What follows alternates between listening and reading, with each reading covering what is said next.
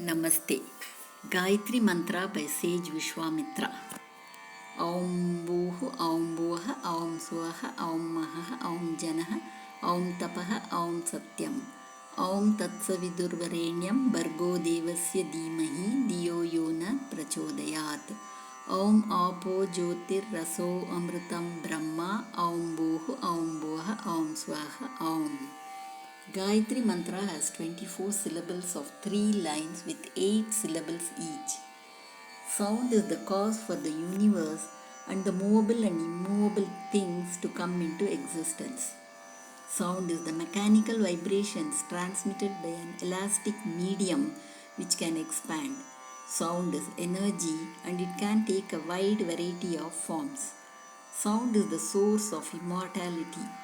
Vowels are called maruts, meaning Maruti in Veda, because the sound of vowels fly in the air and when it is a conjunct consonant, it lands. Gayatri Mantra has two types of syllables, vowels and conjunct consonants. Syllables in the first line or 8 types of vowels represents sun and are called the heads. The 8 conjunct consonants each in the second and third line are called foot because they are in the earth, the body, and represents moon are the 24 syllables that form Gayatri Mantra. First line, 8 short vowels represents 8 worlds.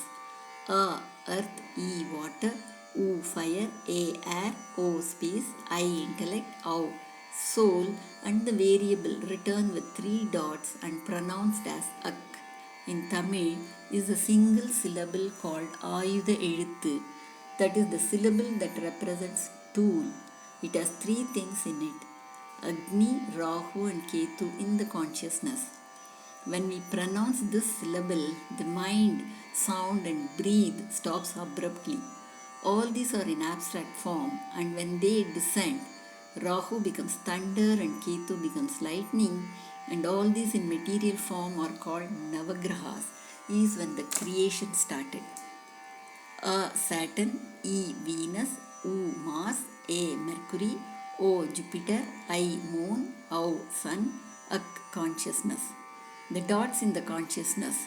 The top dot represents Agni and the 2 dots at the bottom are thunder, Rahu on the right and lightning, Ketu on the left, are in the consciousness. The syllables are grouped into 3 under sun, moon and Agni. The syllables under sun are called para, hard sounding, ik, it, ip. The syllables under moon are called pasyanti, soft sounding, in. And the syllables under Agni are called madhyama, medium sounding, I, ir, il, iv, il. 8 short vowels form Aumkaram in short. When the vowels merge with the conjunct consonants, they become consonants. Meaning of Viswamitra Gayatri. I pray to the elements that represents Aumkaram. Aum that is earth, Aum that is water, Aum that is fire, Aum that is air, Aum that is space, Aum that is intellect, Aum that is soul, and Aum that is Agni, thunder and lightning. I pray to 16 conjunct consonants that the vowels ignite and bring them to life, making them consonants. I pray to Agni that pervades the whole universe, that glows. I pray to the essence that comes from the Omkaram, the life-saving ambrosia, the Brahman. I pray to the Omkaram that is everything in the universe.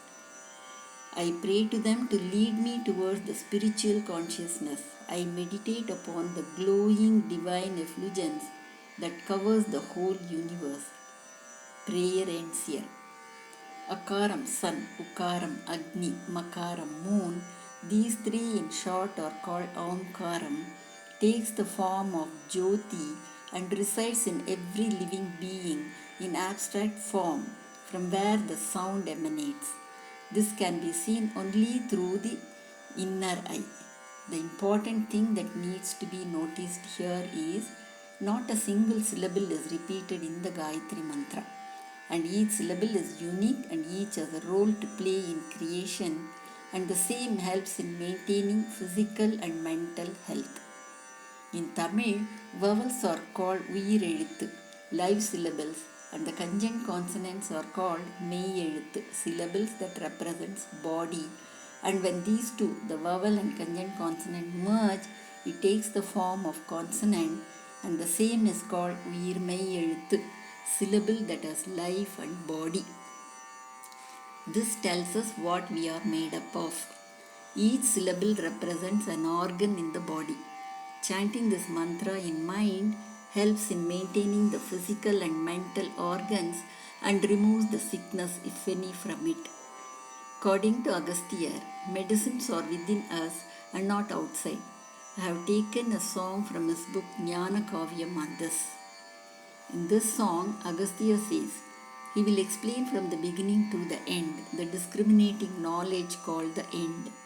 The whole standing as a luminance is Puraka, which is only the Rechaka's novel rarity. The beginning is the Jyoti that covers the whole universe, that remains without a form as space and takes form as earth, or the medicine called silence. The conjunct consonants is only the Mother Parvati, who stands in the origin as the beginning and the end, with bright light as Shivagami, are only the conjunct consonants. Tamil uses one syllable for 4 different sounds for all the 5 consonants as the need may be. That is, K for Kaka Gaga, Cha for Chacha Jaja, Ta for Tata Dada, Ta for Tata Dada, and Pa for Papa Baba. There is no ish in Tamil. Instead, there is il. When we pronounce ish, the air and sound goes out from the mouth. Whereas when we pronounce il, air and sound goes upward towards the crown center called Turiyam. The variable is pronounced as ak. When a child is born, it is in this position.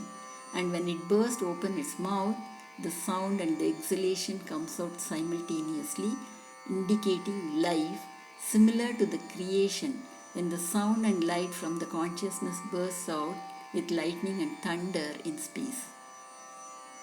Sun is formed with thunder and moon is formed with lightning, is when the creation started. We get a doubt as to why long vowels are not included. Vowels, conjunct consonants, consonants, and the variable that ends in silence are the 4 phases of Brahman. In fact, it is said that Brahman had 5 phases. One was removed by Shiva. The 5 phases of Brahman are long vowels, short vowels, conjunct consonants, consonants, and the variable.